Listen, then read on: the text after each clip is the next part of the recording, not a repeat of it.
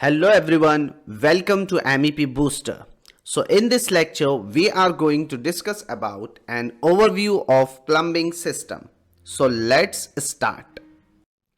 After the end of this lecture, you would be able to understand what is plumbing system. Then we'll discuss about the major components of plumbing systems.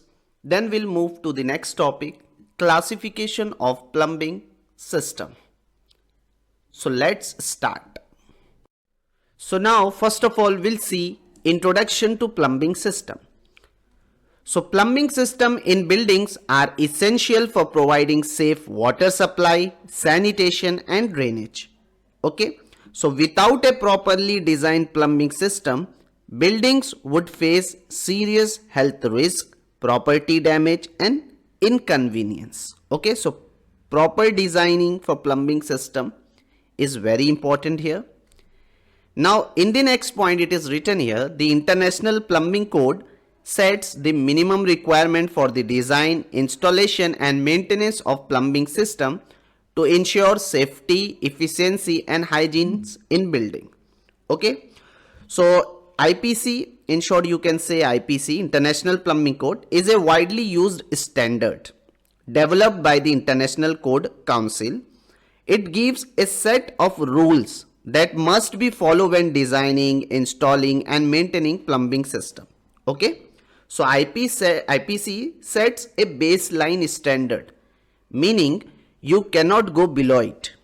Builders, designers and plumber must at least meet this requirement. However, they can exceed them for better performance. Okay.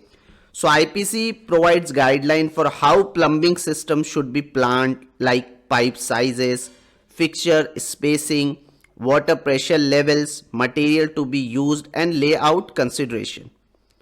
Okay. So the IPC ensures that no matter where you are, especially in places where it is adopted, plumbing work will meet basic quality, safety and public health standards. Okay. So this is all about the plumbing system. So now we'll move to the next topic, major components of plumbing system. So a building's plumbing system consists of the following component, in that the first is water supply system. So as you know that water supply system supplies potable drinking water to fixtures, appliances and equipment. Include water mains, pipes, walls, storage tanks and pump. Okay. Second component is drainage system, means sanitary sewer system. So drainage system normally remove wastewater from toilets, sinks and shower. It includes soil pipes, waste pipe, traps, vent and sewer connection. Then the next is venting system, which prevents sewer gases from entering buildings. It maintains proper air pressure in the drainage system. Okay, so this is the main purpose of venting system. And the fourth one is storm water drainage system. As you know that storm water drainage system collects and disposes of rainwater from roof and paved surfaces. It includes gutters, downspout, storm drain and catch basin. Then we have a fire protection system. Includes fire hydrant, sprinklers and standpipe, okay, connected to the water supply system. And then finally we have a gas piping system. So gas piping system normally supplies natural gas or LPG to appliances. Includes pipes, regulator and safety valve. Okay, so this is all about the major components of plumbing system.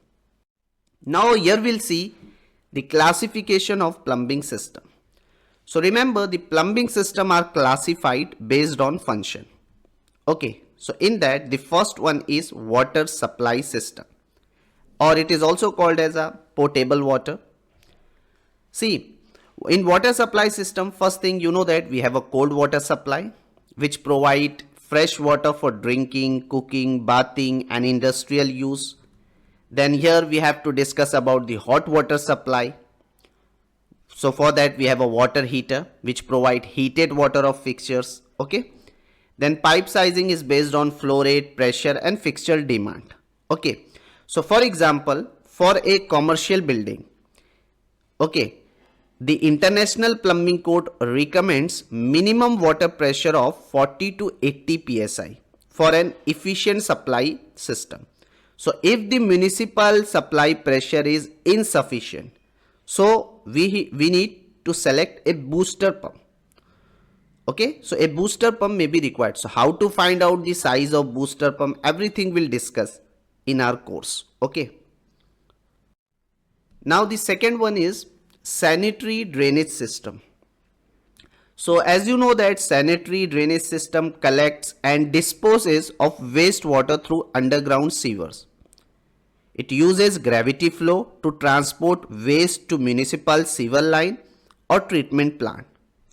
It includes soil pipe, okay, from toilet and waste pipe from sink and shower. Okay. So for example, suppose if you have a multi-story apartment building, so a multi-story apartment building must have soil stack and waste stack to transport waste downward. Okay. An IPC required a 2-inch pipe for a single shower drain and 4-inch pipe for toilet discharge. Okay, so how to find out the size of soil pipe, waste pipe, everything we'll discuss in detail. Now the third one is venting system. So venting system prevent vacuum formation and allow gases to escape through roof vent. Includes vent stack, branch vent and air admittance valve. For example, if a restaurant kitchen required vent pipe, for what purpose? To prevent water seal in trap from breaking, ensuring that sewer gases do not escape into the workspace. Okay, so vent pipe is also important. Now the fourth one is storm water drainage system. So storm water drainage system designed to handle rainwater runoff efficiently. So with the help of gutters, downspout and subsurface drainage, or we can easily handle the rainwater runoff. Okay. So for example, suppose a shopping mall normally required a rainwater harvesting system with storage tank and filtering unit as per IPC guideline to reuse storm water for irrigation purpose. Then the fifth one is fire protection system.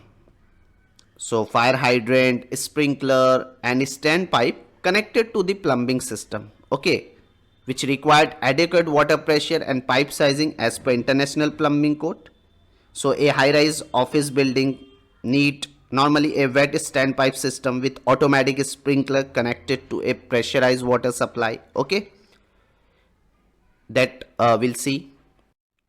And then finally, the next one is gas piping system. So gas piping system, piping for natural gas or propane, which require proper pressure regulation and safety valve. Okay, so for example, a hotel kitchen with gas oven must have gas leak detectors and proper venting for safety as per International Plumbing Code. Okay, so this is all about the classification of plumbing system. So now the topics which we have covered in this session. First, we have discussed in detail about the plumbing system, their components, and then classification of plumbing system. Hope all of you enjoy the session. See you in next one.